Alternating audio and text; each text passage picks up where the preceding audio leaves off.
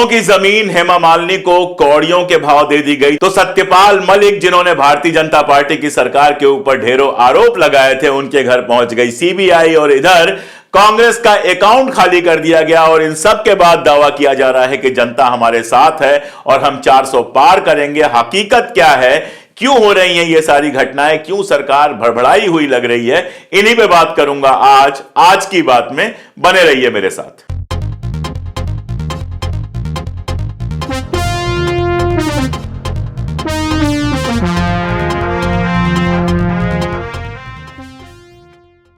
नमस्कार, मैं अशोक कुमार पांडे, स्वागत है आपका आज की बात में टीसीएच पर। तो कांग्रेस के खातों पर डाका पड़ रहा है। मजेदार सी खबर है, आज तक कभी सुनी नहीं। 70 साल हम लोग कहते रहते हैं, 70 साल में पहली बार का नारा लगता रहता है।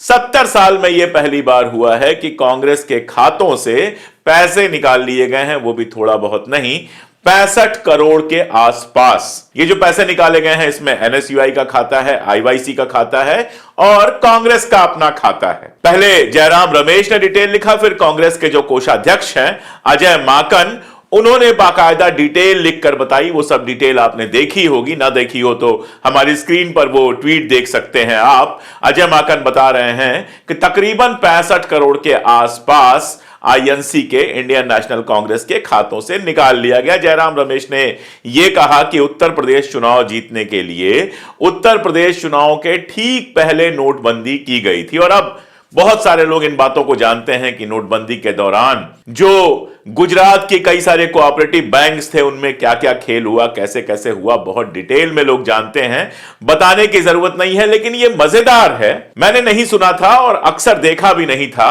कि इनकम टैक्स देती हो पार्टियां, जो राष्ट्रीय स्तर की पार्टियां हैं या बाकी पार्टियां हैं जो चुनाव लड़ती हैं, सरकार बनाती हैं, वो इनकम टैक्स देती हो, मैंने नहीं सुना था। भारतीय जनता पार्टी ने कोई इनकम टैक्स दिया है कि नहीं दिया है मुझे नहीं पता। लेकिन कांग्रेस के ऊपर पहले क्या किया गया, खाता फ्रीज कर दिया गया, फिर खाता ओपन किया गया। केस चल रहा है बाकायदा, जिसमें यह कहा जा रहा है कि रिटर्न भरने में तकरीबन 45 दिन की देर हुई है।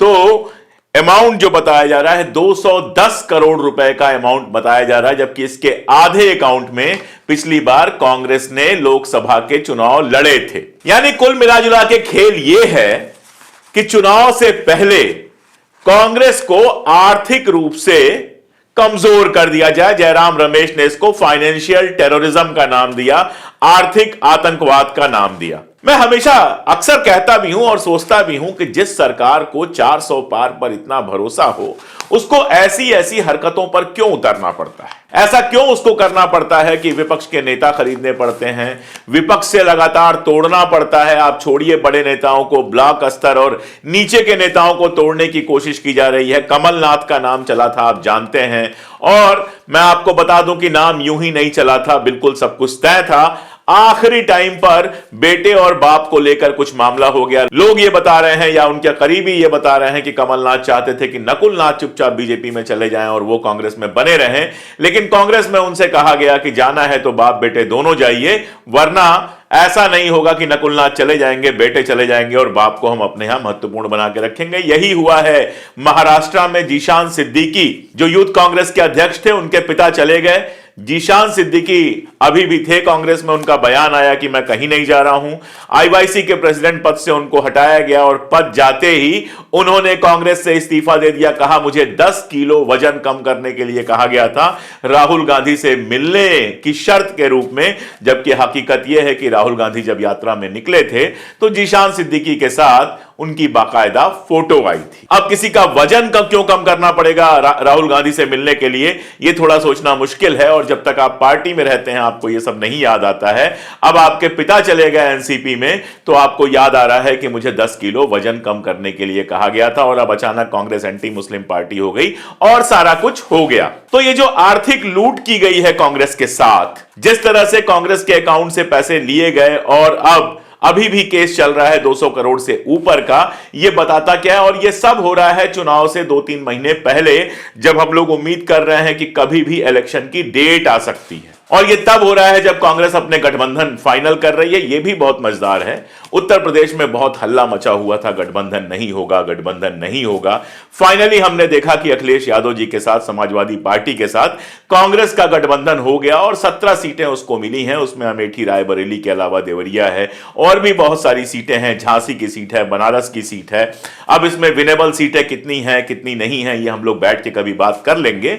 लेकिन अंतिम खबर यह है कि बाकायदा समझौता हो चुका है अखिलेश की पार्टी के साथ। सारा मीडिया शोर मचा रहा था, समझौता खटाई में पड़ा वगैरह वगैरह, लेकिन फाइनली समझौता हो गया। दूसरी खबर दिल्ली से आई कि दिल्ली में भी समझौता होने वाला है आपके साथ कांग्रेस का। चीजें फाइनल हो गई हैं, 4-3 पर बात हो रही है। अब 3-4 होगा, 4-3 होगा, यह देखने वाली बात होगी। लेकिन एक महत्वपूर्ण बात आतिशी जी ने कही।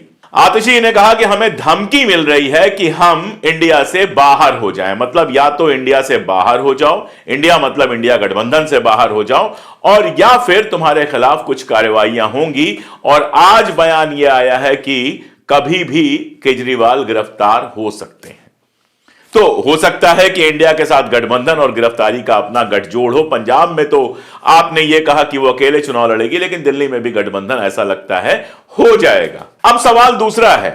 सवाल यह है कि जो पत्रकार, जो गोदी मीडिया लगातार कांग्रेस से सवाल पूछ रहे थे, वो भारतीय जनता पार्टी से यह सवाल क्यों नहीं पूछ रहे हैं कि बिहार में नीतीश कुमार, मांझी और तमाम सारे लोग जिन्होंने मिलकर सरकार बनाई है, उनके साथ आपका गठबंधन अभी तक फाइनल क्यों नहीं हुआ? जाहिर है यह सवाल वो नहीं पूछेंगे। आका जब बता देंगे उसको मास्टर स्ट्रोक कह के पेश कर दिया जाएगा।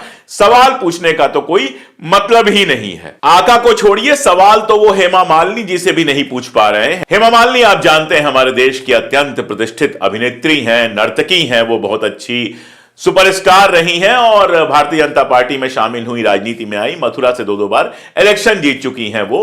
हेमा मालिनी को किसी परिचय की जरूरत नहीं है। खबर यह आई कि महाराष्ट्र सरकार ने उनको करोड़ों की जमीन मात्र 2.25 लाख रुपए, 1,75,000 या 1,70,000 में उनको वो जमीन उपलब्ध करा दी। वो जमीन उनको चाहिए थी डांस का कोई इंस्टीट्यूट डालने के लिए। कहीं गोदी मीडिया इस पर कोई सवाल नहीं पूछेगा कि करोड़ों की जमीन हेमा मालिनी जी को कभी दे दी जाती है इतने कम में, कभी अडानी जी को दे दी जाती है, कभी रामदेव जी को दे दी जाती है।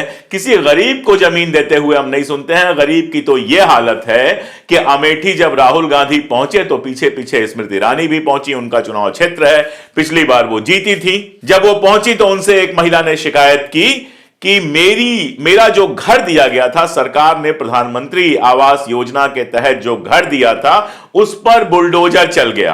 अब पता, गरीब को जो थोड़ा सा घर दिया गया, प्रधानमंत्री आवास योजना जिसका बड़ा शोर मचाया जाता है, उसके ऊपर भी बुलडोजर चल गया। अब स्मृति ईरानी जी कहती तो क्या कहती, योगी जी के सामने उनके कुछ कहने की तो नहीं है, हिम्मत भी नहीं होगी और योगी जी सुनेंगे भी नहीं। सब जानते हैं योगी आदित्यनाथ नहीं सुनने वाले हैं।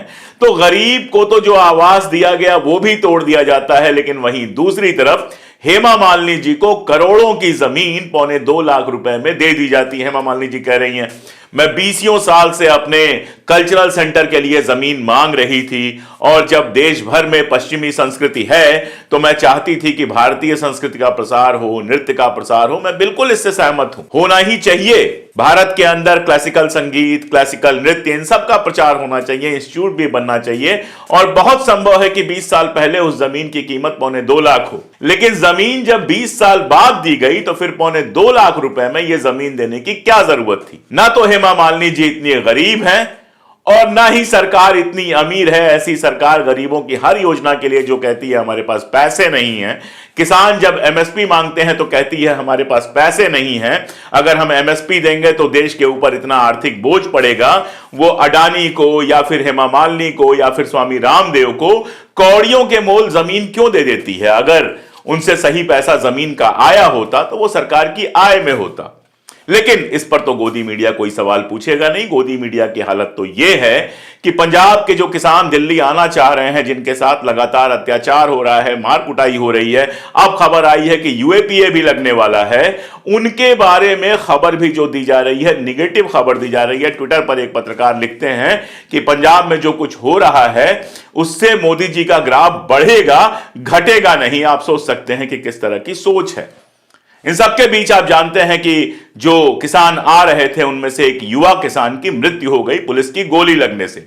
पहले पुलिस ने कहा कि हमने कोई गोली नहीं चलाई, लेकिन उसके बाद कई वीडियोस आए जिनमें यह देखा गया कि पुलिस वाले गोली चला रहे हैं। अब आप ये देखिए कि उन पे कोई कार्रवाई तो क्या होगी, इन वीडियोस को डिलीट किया जाता है। मॉलिटिक्स करके एक वेबसाइट है, उनका यूट्यूब चैनल भी है, उन्होंने यह आरोप लगाया कि कई सारे वीडियो जो उन्होंने पोस्ट किए थे वो डिलीट कर दिए गए। हम लोग सोच ही रहे थे कि ऐसा कैसे होगा, तब तक ट्विटर का अपना बयान आ गया और ट्विटर ने कहा कि भारत सरकार ने हमसे बाकायदा कहा है किसान आंदोलन कवर कर रहे जो लोग हैं उनमें से कुछ लोगों के अकाउंट विदहेल्ड किए जाएं भारत के अंदर। इसके पहले मनदीप पुनिया का अकाउंट विदहेल्ड हो चुका था, हंसराज मीना का अकाउंट जो था वो विदहेल्ड हो चुका था, किसान आंदोलन का जो ऑफिशियल अकाउंट था वो विदहेल्ड हो चुका था और कई सारे किसान नेताओं का अकाउंट भी विदहेल्ड हो चुका था। यानी ट्विटर से कहा गया कि इन अकाउंट्स को विदहेल्ड कर दो ताकि इनकी खबरें लोगों तक ना पहुंच पाए।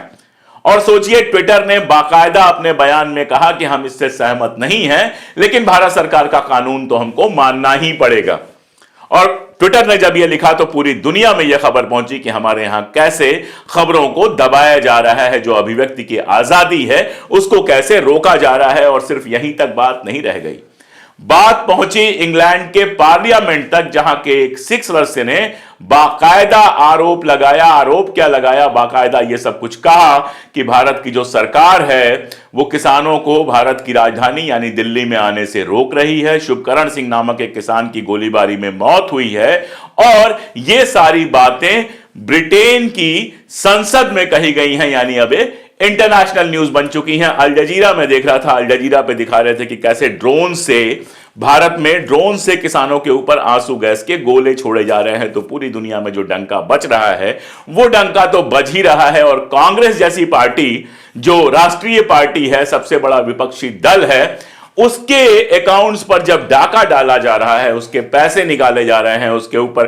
पेनाल्टी लगाने की बात हो रही है, तो यह खबर भी इंटरनेशनली पहुंच रही है और इस पर भी इंटरनेशनली डंका बजने वाला है। यानी पूरी दुनिया में हमारी इमेज ये बनने वाली है कि हमारे यहां डेमोक्रेसी डेंजर में है, हमारे यहां डेमोक्रेसी ठीक से प्रैक्टिस नहीं कर रही है। जहां विपक्ष के नेताओं को ईडी और सीबीआई पे याद आया, हमारे जो जम्मू कश्मीर के पूर्व राज्यपाल हैं सत्यपाल मलिक जी। अब सत्यपाल मलिक जी भारतीय जनता पार्टी में गए थे, समाजवादी आंदोलन के हैं, उसके बाद वो दो जगह राज्यपाल रहे। कश्मीर का राज्यपाल कहना इसलिए ज्यादा जरूरी है कि कश्मीर से जब 370 हटाई गई थी और कश्मीर को 2 हिस्सों में बांटा गया था, राज्य का स्टेटस वापस लिया गया था, उस समय वहां जो राज्यपाल थे वो सत्यपाल मलिक साहब ही थे। उस समय तो वो सरकार के साथ रहे, सरकार ने जैसा जैसा कहा मलिक साहब ने वैसा वैसा किया। लेकिन ऐसा लगता है कि बाद में खटक गई, वो न केवल राज्यपाल पद से हटाकर दूसरी जगह भेजे गए, बल्कि लगातार उनके बयानात आते रहे, जिन बयानात में उन्होंने ढेर सारे आरोप लगाए। उसमें करप्शन का भी आरोप है, किसान आंदोलन को भी उन्होंने समर्थन दिया और उनके बयानों ने जबरदस्त वावेला मचाया।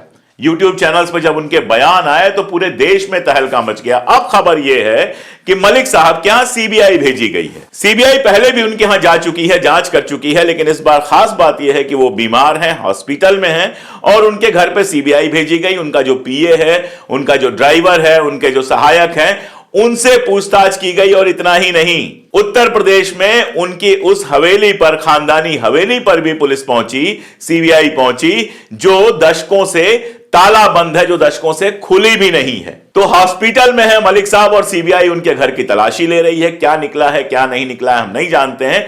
मजेदार बात यह है कि यह उसी आरोप पर जांच चल रही है जो आरोप उन्होंने लगाया था करप्शन का। अब आप सोच के देखिए, राज्यपाल थे, करप्शन का आरोप लगाया था, होना तो यह चाहिए था कि जांच होती कि किन लोगों ने करप्शन किया है, लेकिन जिसने आरोप लगाया है उसके ऊपर ही सीबीआई पहुंच गई। उधर मैंने आपको बताया कि कांग्रेस के खाते से पैसा निकाल लो, जो आपके खिलाफ में बोले उसका ट्विटर अकाउंट बंद कर दो ताकि उसकी बात दूर तक ना पहुंच सके।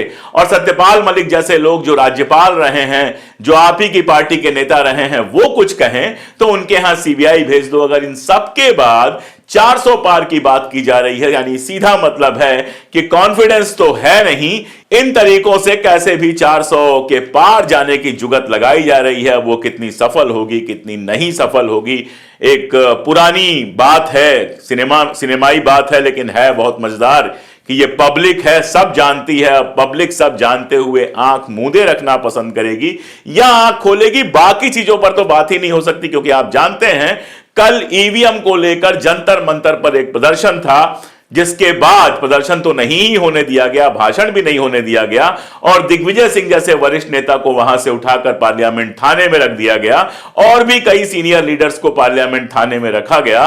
तो जो बोलेगा वो या तो जेल जाएगा या ईडी या सीबीआई झेलेगा, और जो पार्टी आपकी मुखालिफत करेगी उसके अकाउंट पे डाका डलवा दिया जाएगा। इस तरह से अगर चुनाव जीता जाता है तो सवाल तो लोकतंत्र के ऊपर उठता है। लोकतंत्र तो वो है जहां जनता को यह आजादी होती है कि वो सरकार से सवाल पूछ सके, विपक्ष को यह आजादी होती है कि वो सरकार से सवाल पूछ सके, और उसके बाद बराबरी के फील्ड पे चुनाव होता है। जनता जिसको सही समझती है चुनती है, जिसको नहीं समझती है सत्ता से बाहर कर देती है। लेकिन अगर अभिव्यक्ति पर ताला लगाकर, विपक्षी पार्टी के अकाउंट पे डाका डालकर, सीबीआई, ईडी वगैरह वगैरह सबका इस्तेमाल करके चुनाव जीतने की कोशिश की जाती है, इसका सीधा मतलब यह होता है कि आपको यह भरोसा नहीं है कि आपने जो कुछ किया है उसके बाद जनता आपको चुनेगी। बाकी क्या होता है यह देखने वाली बात होगी। आज की बात में दिन भर की या एक दिन पहले की जितनी घटनाएं होती हैं, मैं कोशिश करता हूं उन घटनाओं पर अपनी राय रखूं। अगर आपको लगता है कि जो मैं कह रहा हूं वो जरूरी है, हमारे चैनल को चलते रहना जरूरी है, तो जुड़िए हमारे चैनल से। आप हमारी मेंबरशिप ले सकते हैं, 3 रुपए रोज से भी कम पे हमारी आप मेंबरशिप लेके हमारी ताकत बन सकते हैं। आप हमें डायरेक्ट फाइनेंशियल असिस्टेंस कर सकते हैं, हमारा जो पिन कमेंट है उसको खोल के लिंक दिया हुआ है। आप सुपर थैंक्स तो दे ही सकते हैं, और साथ में सबसे छोटी जो चीज वो आप कर सकते हैं वो ये है कि चैनल को सब्सक्राइब कर लीजिए, दोस्तों को दिखाइए, खुद भी देखिए, जुड़े रहिए। आप जुड़े रहेंगे तभी हमें वो ताकत मिलेगी कि हम सत्ता और कैमरे की आंख में आंख डालकर सच कह सकें। बहुत शुक्रिया।